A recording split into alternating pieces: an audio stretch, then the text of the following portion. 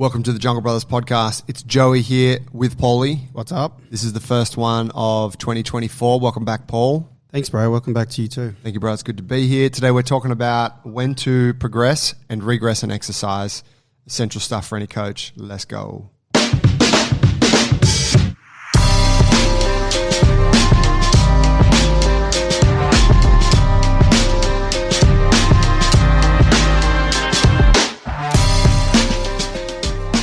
Yeah, probably could have faded that out a little bit slower, but live and learn.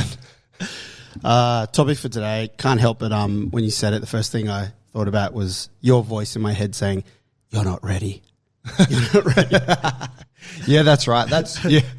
There's like 3 different lines you need to coach. That's one of them. I like also the "You're welcome. You're welcome. I'm so sore. You're welcome." That was fucked. You're welcome. I gave you that. All of them. All of them, basically. Yeah, it's definitely. I've always liked to err on the side of arrogance with all of that, which I noticed Dylan has also found his place there. It comes natural to both of you somehow. You're so good at it. Wankers is the term. We're going into progressing and regressing exercises. So like when to make something harder, when to make it easier. It's, I suppose we have a bit of a framework for this. It's something that a lot of coaches maybe don't consider. I think that you end up with a bias based on whatever style of training you're doing. You know, we've talked about a lot coming from the movement game and stuff like that. It's all about complexity, right? It's always about the next harder exercise. Mm-hmm. But then if you're coming from the bodybuilding game, it's always about more repetitions or more weight, but you never change the exercise, you know? And then there's options in between, right? Then you got CrossFit where they're playing more with rest periods and volume and the coupling of so there's all these different ways to progress things. We want to try and just break down the different types and then give people a bit of a framework so that they can understand when to employ which one. Very good. Where do we start? Well, I think the first thing we should look at is the different ways of progressing. Now, there are 4 key things here, but there's actually a 5th bonus one, which was pointed out to me at a recent Coaches Intensive. I'll take you there in a minute. So when we're talking about progressing, we're talking about making something harder. Now, obviously, built into this is the understanding that you, as the listener, understand what progressive overload is. And this is a principle of strength, but also really any kind of progress within your training. Progressive overload simply states that we need to make things harder on a consistent progressive basis in order to be constantly getting something from them. If we just do the same thing, then our body gets used to that and then nothing changes. Spot on. Let's all agree there. Yeah. So then progressive overload, got that. We want to progress something, make it harder. Okay, let's say you're doing an exercise and I'm like, you're not getting anything from this. This is easy. How do I progress it? First is load. So I can simply make something heavier. Now, if we're talking about bodyweight strength training, this is not necessarily as clear as it would be with, say, weightlifting, whereby let's just put some weight on the bar. How about we put 5 kilos on and let's try it there. The second option or the second way is range. So we take an exercise and we just increase the range of motion.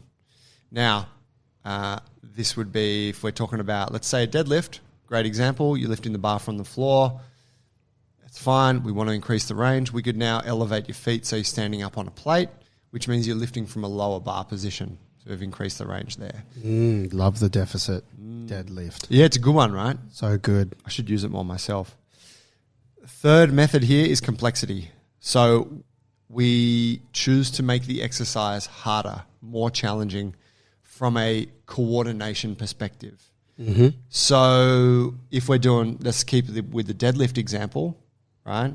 How would you increase the complexity? You got a standard conventional deadlift. What would be a couple of options to increase complexity on that? I don't know. I go immediately to regressing the movement. Yeah, regressing. All right, well, let's go progression first. Single leg deadlift. Gotcha. Let's go to one leg, right? Sure. One-handed deadlift. Sure. Think of the old-timey strongman stuff like the straddle Jefferson one-handed deadlift. Gotcha. You got all that stuff. But you've also got... different objects. Yeah, different objects, that's right. You've also got a clean. Mm-hmm. All right, well, you got the deadlift down. Let's go to a barbell clean. Yep. Right? So, the complexity really entails like coordination, balance.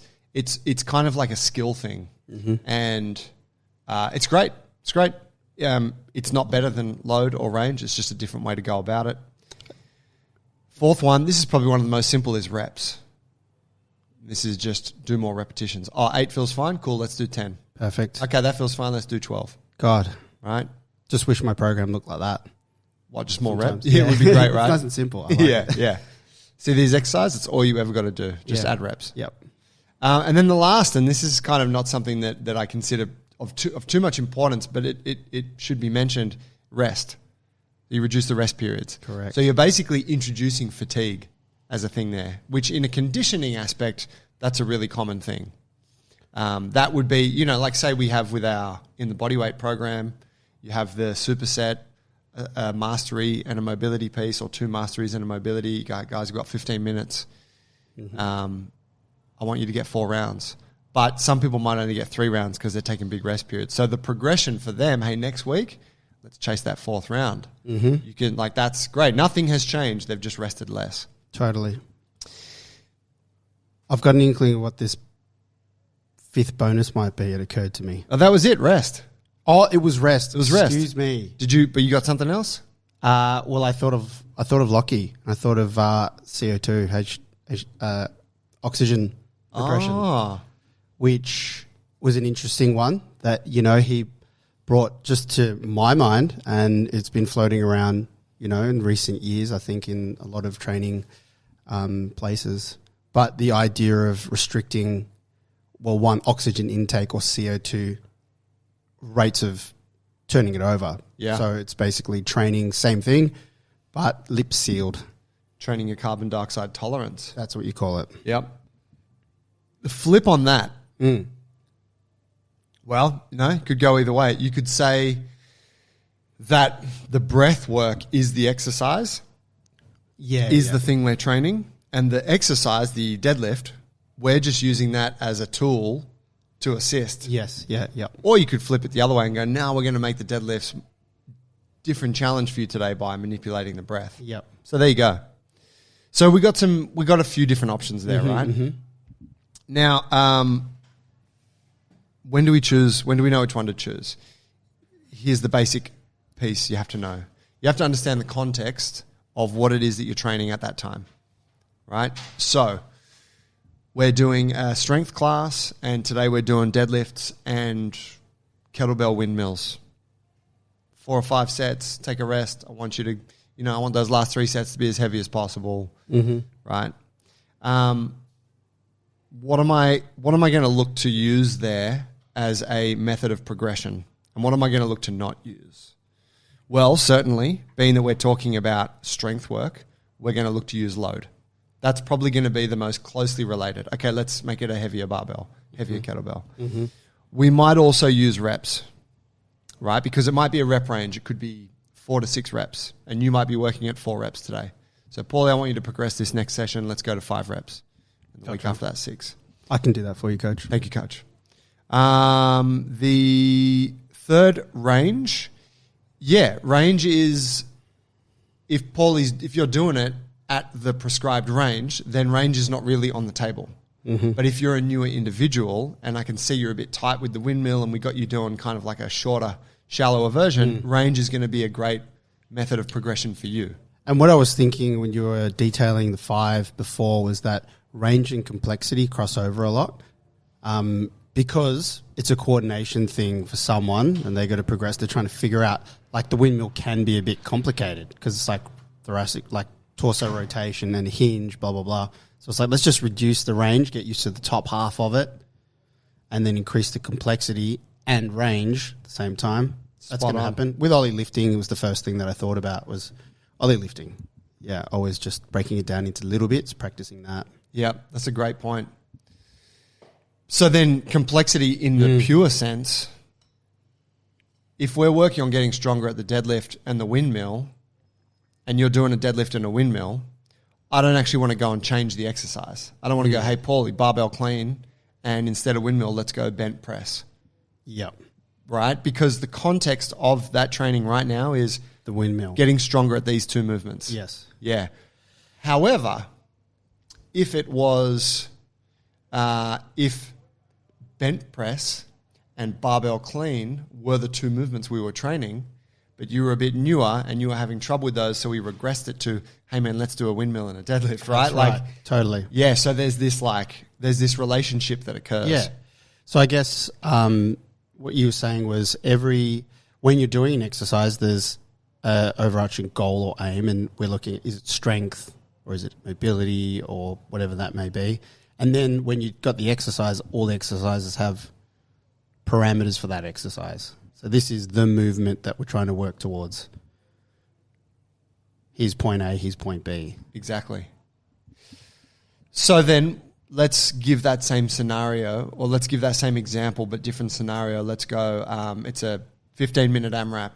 You're doing barbell deadlifts, burpees, and running up and down the block. I'm doing them. Yeah. What am I looking to progress now? Load is definitely a factor. Man, these swings look a bit too easy. Let's up that a little bit. Range, yeah. If the range is suboptimal or it's short, not what it should be, then sure, that's a thing. Complexity, no, we're probably not looking to change the exercises too much. We're not looking for adding coordination challenge here. We're not looking for more neural load. We're just looking for more work. So more work is let's make it heavier, or more work is I want you to do more reps, or more work is I want you to rest less. You did 3 rounds last week, let's get 4 today. Very different context to the strength thing. And very different context again to say the body weight, like a body weight approach, because that's all about complexity. Mm-hmm. So no right or wrong sort of, well, there's some are more right, some are more wrong than others. Gotcha. And I think that it's a bit of a grey area, but for the coach, you want to know what it is you're trying to get out of that part of the workout in order to inform how am I going to progress this. It's such a good point. I know with the coaches intensive that we run here, I know you always make a very clear point of context and intention for separate parts of a workout, making that really clear. Because you can just melt it all into one. So say you do some strength and then you're going to do some metabolic conditioning afterwards. You really want to draw a clear line for folks so that they know what the intention is, because then they're going to treat how they approach it, what loads they choose appropriately. Yeah. So, in your example there, it's metabolic conditioning. So we have recommended loads, but really it's about, getting that heart rate up. How high can I get it? How high can I stay up there? So, yeah, it's really the onus is on them to kind of reach that. Whether they choose 12 kilos or 14, they can still work extremely hard based on how they apply themselves to it. Yep. But yeah, you've got to let the coach know that. And I guess that's important to know on for a coach, on how they're going to inform someone how to progress or regress, which is what the conversation's about here. So complexity wants to be low in that case. So if someone's doing it and it's fucking up, the heart rate's coming down because they're trying to figure it out, they're all stuck in their head on how to do this sit out, and it's like, don't do that, just do this. Just do some burpees, bro. Just do the burpees. Yeah. Yeah, So, that's exactly right. Yeah. And I think you've probably been in that point, haven't you, where like so many times you're trying to coach someone, it's a conditioning part of the workout, and you find yourself coaching them through these small details of an exercise, and you're like, this isn't what we need right now. That's right. Fuck, just do jump squats, bro. Exactly.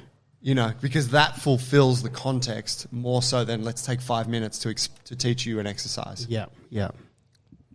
Yeah, it's super important. And I know, yeah, enough said there.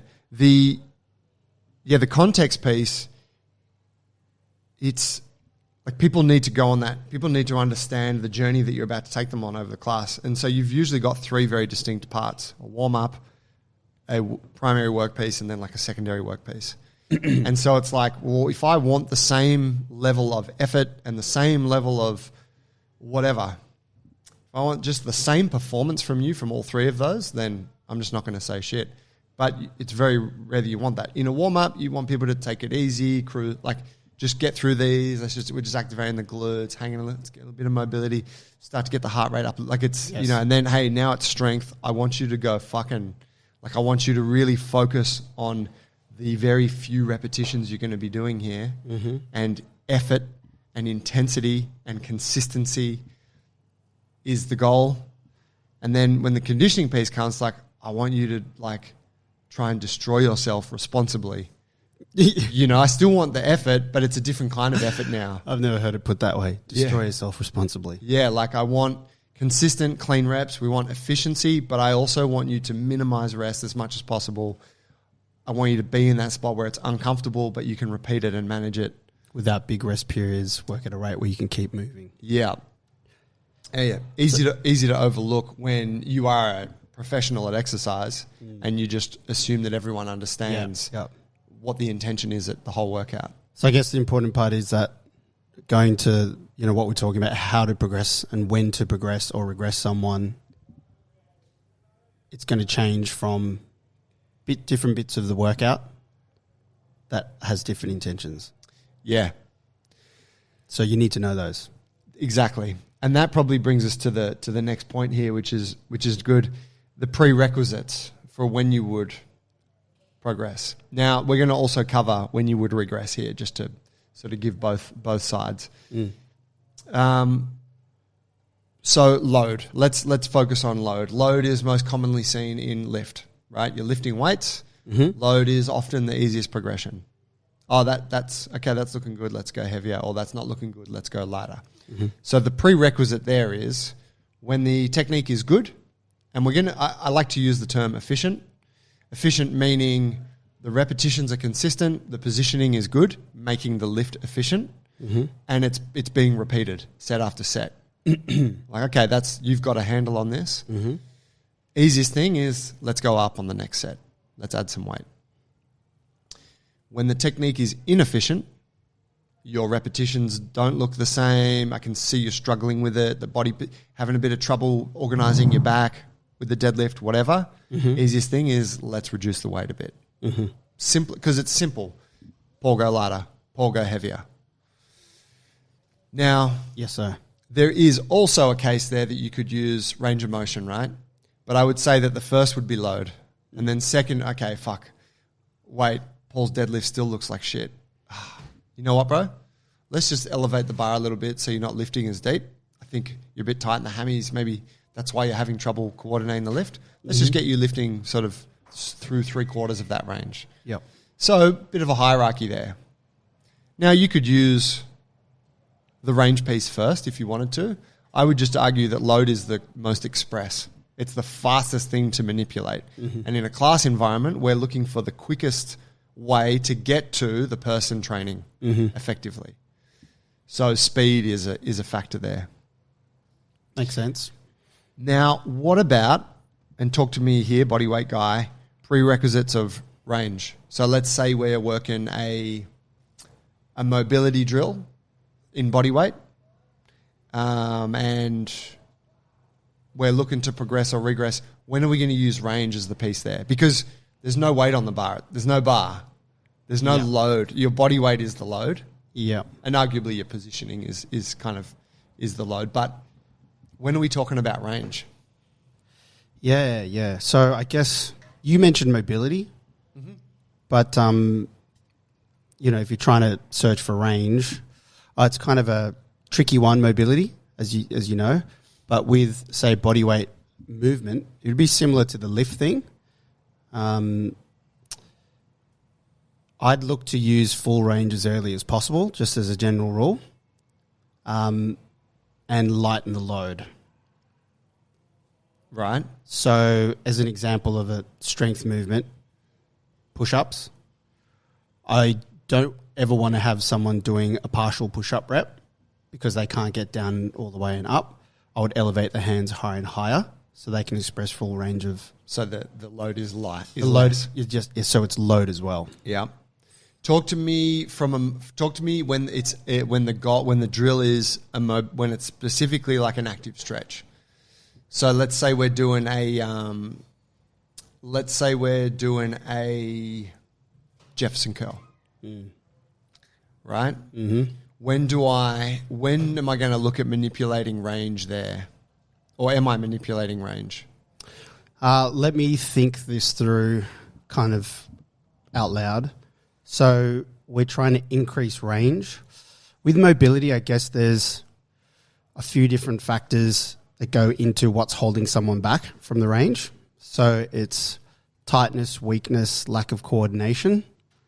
I usually go to awareness with someone, and it's a bit like you're typical of bodyweight training. I go to awareness, which I kind of couple with technique. Yeah. So in order to have good technique, you have to have a certain amount of awareness. With stretching, you've got to be aware of what you need to hold into position so that you can manipulate the other side of that joint and stretch it. So like in bodyweight training, you have to change the movement in order to regress the movement. Yep. Often. So potentially with a Jefferson curl, you might need to work on a hinge or something with someone before you get them into a Jefferson curl. Does that make sense? For sure. But I would definitely reduce load first and go body weight. I mean, your trunk is a load anyway. And I would get them practicing the actual coordination of the movement, basically. Yeah, right. So getting them across the actual technique first. Yeah. Yeah. Because it relies on technique to whether you're going to be applying it effectively or not. Yep. As it is, like let alone adding weight to it. Yeah, it makes sense. Yeah. Yeah. Answer the question? Yeah, you did. Stretching is a tough one. I think Yeah. that's really what it comes down to. It's like, it's hard to say. I'll give you an example of, say, when you would, like with a Jefferson curl, easy example of when it's load is like someone's doing it, they're locked, like their knees are locked, quads are engaged, they're coming down, and then at the bottom of the range, they start bending their knees, and you're like, ooh, they're protecting their hamstrings. Mm-hmm. So you're like, let's go lighter, or let's just get rid of the weight. Yeah. And I want you to keep the knees locked, right? Because you can see they're compromising the technique because it's too intense for them. Sure. But when you would progress it range-wise, would be someone's doing a Jefferson curl and they're doing it at a particular weight and it's good and you're like, yeah, it's fine. But you can see they're not working particularly hard. Yeah. And I'm like, oh, so-and-so is just they're not squeezing the juice from this. Yeah. So that's, like say when I would then come to them, hey man, okay, come to your bottom position. And then I put my hand inside just to their knuckles. And then I'm like, all right, push a little bit deeper to reconnect to my hand. Mm-hmm. And now they're like, you can see the pain face, you can see the effort. Mm-hmm. Don't bend the knees, keep the quads engaged, tight abs, whatever. Like now you are squeezing more range from them. Mm-hmm. You're helping them to find their perimeter. In principle, they should be going to their perimeter on every rep anyway. Mm-hmm. But often we realize when someone comes and gives us that bit of encouragement, we're not, right? Yeah, absolutely. Yeah, it's a tricky one, stretching, and I guess, I find with our classes, when it comes to stretching more and more when we're delivering our programs to all the coaches, we have to give them a small toolkit that comes with the mobility drills. Outside of the stretch class itself, that's all about stretch. From the beginning to the end, it's all about educating yourself more deeply about the stretching game. But where it appears in the bodyweight program, where there's, one primary drill each session, we deliver that to our coaches and then give them a little toolkit because there's numerous factors that can be holding someone back from increasing range. So it could be, weakness in a certain area, or it could be coordination stuff, as I mentioned before. On regressing range, this is really important when you can see that someone's doing an exercise and they're really uncomfortable at a certain aspect of it. A deadlift is a great example. You see someone starting at the top, they're in good position, they're coming down, and then towards the bottom, they really start to round their back and the shoulders push forward, and you can see that they're not voluntarily changing their position. Mm-hmm. That would be a really good time to go, hey, let's just elevate the bar so you're now staying just in a range where you can maintain good body position. Totally. And then over time trying to reduce the amount of limitation there or increase the range for them. Yeah. I think, using range as a regression is a really valuable one. Or if someone's experiencing pain, say someone's had a knee surgery in their past and you've got them doing front squats and they're like, oh, when I go to the right to the bottom, it hurts a bit. It's a valid solution there to go, hey, I just want you to go to like 90% of your range. Yeah. Keep it pain-free. Mm-hmm. Let's just build strength there for a while. You're going to add something there? Oh, no, just, I think that's those situations where you would reduce that for someone. I think it's just in the context of a class, which is what we're mainly talking about here. There's a bit of a learning curve when you first start. You can get caught up, stuck with one person, trying to give them the proper regression in that moment, and you try to PT them on the spot. And I think it's worth mentioning because what we're talking about is in a class where there's a dozen people, you need to attend to everyone. So you have to use the triage approach, fix it there and then potentially have a chat with them afterwards or bring it up in your coach's meeting later. Maybe that person needs PT. Maybe you need to give them a different drill altogether. But in that moment, you need to make it safe and applicable. And then you can kind of think about it a bit later. But I thought that's just worth mentioning, and then you got the squat. Hopefully the foundation program, works all of that stuff out. But as we know, there's endless movements. You got someone that, can't squat, you sit them down to a box. And that's what I'm going to do today. You just sit on a box and stand. And then I will work that out at a later time, like how to progress that person. Yeah, that brings up a good point. When we're talking about the efficient technique, I think what's included in there is that the person it's safety is always like a consideration. Sure. Do they look comfortable and safe with what they're doing? Mm-hmm. And if they don't, if they look uncomfortable, then that's an indication that something about this might be unsafe. Yeah. They're compromising something. They could hurt themselves. That is, okay, it's time to regress. Yes. That's really important to mention. Okay, when would you add reps? Well, I guess if they're looking safe, looking comfortable, dependent on the program. If the program has a range there, they're using a particular load, I would add reps to achieve the top of that range of reps, 8 to 12, whatever that might be. I would add reps there until they reach the top, and then I'd go back to load, add more load after that. Exactly. Yeah, drop the reps back down. Drop the reps back down, add more load. Spot on. Sometimes reps is a great one, right? If you're in a conditioning piece and it's like, hey, you could probably walk to the other side of the room and get a heavier kettlebell. Clock's ticking. Or you just do another 5 reps. Just if you know that that's going to squeeze the juice from them in that moment. Yes. And we can just change it right now. Yep. That's, sure, you might be veering off. It says 15. You've now gone to 20, but it's okay. Yep. You're still within the context of that portion of the workout. Prerequisites for complexity. I think you kind of said it on the last one. When it looks safe, when it looks comfortable for them, when you can see that there's no longer a lot of effort, you're like, okay, let's progress to the next harder exercise now. Yeah, they understand the movement.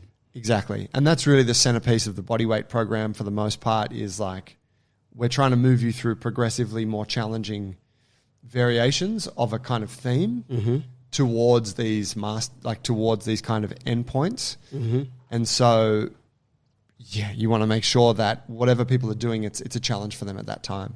Totally. It's that whole analogy of the totem pole or the pyramid or whatever. You just build a movement, and then make it more complex on top. Yeah. And then just keep repeating that until you're doing a fucking planche. Come on, baby. Simple as that. Okay, so when to break the rules? So, just a couple of quick ones. I think that example I just mentioned of all right, it says 15 reps on the workout, but let's just do 20 because it's quicker. Yep. Contextually, that's a better decision to make. I think that's a fair time to break the rules. So can you explain that one? Oh, yeah. We're doing an AMRAP. Yeah. I just want you to fucking work right now. You're doing 15 reps of the kettlebell swing. I can see it's not particularly hard for you. I want you to just do 20 reps instead. I got you. I just want Yep. it to be harder right now. Yes. Yeah. But if we're doing kettlebell swings, heavy kettlebell swings as part of the strength workout, I'm not going to choose that because I want you. You need more load now. I want you to grab a heavier kettlebell, right? Yep. When else would you break the rules? You would break the rules when the program says we're doing handstands, and you got someone doing handstands, and you can see that they're in pain because their wrists aren't prepared for that kind of load, or they don't have the adequate flexibility. Tell me more. So you would say, you know what, man? I don't want you doing fucking handstands today. Mm-hmm. Your wrists suck. Mm-hmm. You know what I want you to do? I want you to spend the next portion of these 15 minutes. I want you to do these 2 stretches for the wrists. Mm-hmm. And maybe let's do a couple of, like supports, like scat push-up. Sure. And horizontal supports. Sure. So we're still in there, we're still building that pushing strength. Yep. But we're addressing the thing that's holding you back. Yep. And you might need to do this for the next few weeks. Yeah. But if you stick with this, I think you'll be okay to start doing some handstands later in the month. Gotcha. So it's a form of regression and giving them some other work. I mean, you don't want to break people's confidence in a certain aspect of training. When the time's right to call that, you should call it. Yeah, because like it depends. It might just be, I can see they're a bit uncomfortable, but how's it feeling? They're like, it's a bit tight, but it's okay. All right, you want to continue? Yeah. Okay, great. Continue on and sort of monitor. But when you got that person, you can see like they're pulling weight off that hand. Yeah. So they're coming out of the set. They're kind of wincing a little bit, holding their wrist. You're like, dude, you're going to get a fucking injury and you're not going to be able to train for 2 months. Yeah. So do what I tell you right now. Yeah. So I think, that safety piece is really, you got to have the eye to be able to know. Mm-hmm. And you also have to be able to understand. You got to be able to read between the lines because that person won't always tell you the truth. Absolutely. Majority of guys will just lie to you. I'm thinking I can see faces in front of my Rubbing eyes the lower. right Nah, now. I have my back. Yeah, it's No, I'm always good, but I'm no, it's good. good, yeah. Yeah. Nah, don't worry about me. Don't worry about me. Oh, fuck. You're like Yeah. that. When else would you Crimes. break the rules? Look, I guess the main thing is you might also break the rules when in a class environment for you to do what the context would compel you to do. Mm-hmm. I can see, Paul, that you're really good with this exercise. Let me teach you the next variation of this handstand drill. Yes. But there's 7 minutes left. Yes. There's 24 other people in the class. Yes. 3 of them are here on their first bodyweight session. Yep. And you're like, I fucking can't give you the 3.5 minutes. Yes. This is going to take right now. Yeah. So it's, hey, that's great.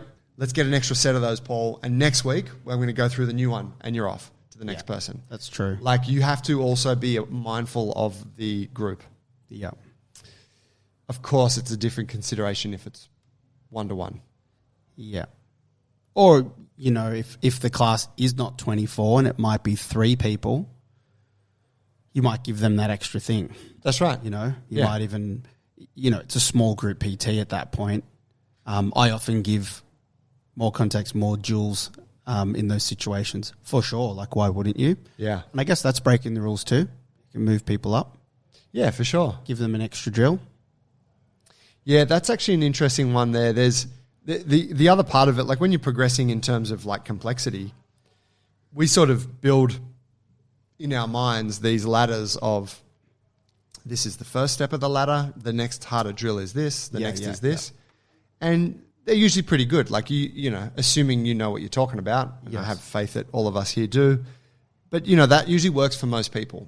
But there are times when someone will move along and then you'll see for whatever reason, this drill just really doesn't work for you. Yeah. This drill just fucking sucks right now. Mate, I just think of Ollie lifting and, I've done a fair bit of it over my time, but not at a particularly high level, but I really enjoy it. It's always a puzzle to coach because you have 2 people potentially showing the same inefficiency in the movement and they might need completely different cues and drills to get that out of them. So I think of breaking the rules potentially in Olympic lifting where the complexity might be really high and say the movement that's prescribed is it's prescribed and there's parameters. We know what it is we're trying to achieve. You might have to give them something completely different just to bring out a particular aspect of that movement for that individual. Yep, that's right. It's fucked sometimes. Yeah, and sometimes like, hey, you suck at this right now, but I just want you to stay in that zone. Yeah, yeah. Keep struggling. Yeah. This is good. That too. All considered, this is good for you right now. Yeah. But yeah, so sometimes you have that, and it's like, you know what? I'm just going to bump you to the next harder thing. Yeah. I think that's actually going to work better for you. And you might even feel like in this session, this person's going to be in deep water. Yeah. Like, hey, this is going to be real hard for you, but I think give it a few weeks or a few sessions. Happened this week, and this is I guess somewhere where you break the rules is where you add load in Ollie lifting, because some folks aren't getting something. There's no motivation for the movement, and I'm like, do you just need to add weight? And they're not confident because adding weight means, oh God, why would I add weight now if I don't know how to do it? Can't even do it with the broomstick. Yeah, so I'm like, add weight, trust me, type of thing. So I guess that's a rule breaker too. Absolutely. And what is it there? It's the fact that the weight provides feedback. Yes. And that allows the body to feel things. It allows the body to feel the amplification of gravity. Yep. So that, now I understand where I need to be. Exactly. And you see it with kettlebells too, right? Yes. You're teaching someone some kettlebell shit and they got a real light one and they're just flicking it around because it's like a key ring. Yes. And you're like, let's go heavier so you can feel what needs to happen. So you can bring the legs into it. Yeah. You're just arming it because it's so light and straightens out the plumb line and stuff when it gets a bit heavier. So plumb line, that's a really good kind of example of where you're breaking that rule for the greater good of that development. Yeah, because I think like for us, generally we would agree that you want to have the range before adding the load. But in this case, it's like, you want to have the technique down before adding the load. Yeah, or the complexity before adding the load. Yeah. Yeah. And then look, last point to finish on is that I guess just reinforcing that safety piece, and that if what someone's doing doesn't look safe to you, then you need to act on that immediately. Yeah. Now, there's sort of different ways about that. We won't go into it right now, but you are looking for the fastest way to get to safety for that person. Yep. And again, it's driven by the context of the session, and it's driven by what are we doing right now? Like, how much time do I have to work with this person? How critical is it? Like, how critical does this scenario look to me? Yep. Are they like one more rep, they're about to snap themselves? Yes. Yeah, or is it like, no, it's just I just want to get them out of these shitty sets they're doing. What's my relationship with that person as well? What rapport do I have? Yeah. Maybe that's a good topic for us to break into next time because I got a bit of a framework for that. Mad. That'd be All right. cool. Cool. We'll leave it there. Fucking coaching shit. Love it. There it is, fam. Go coach.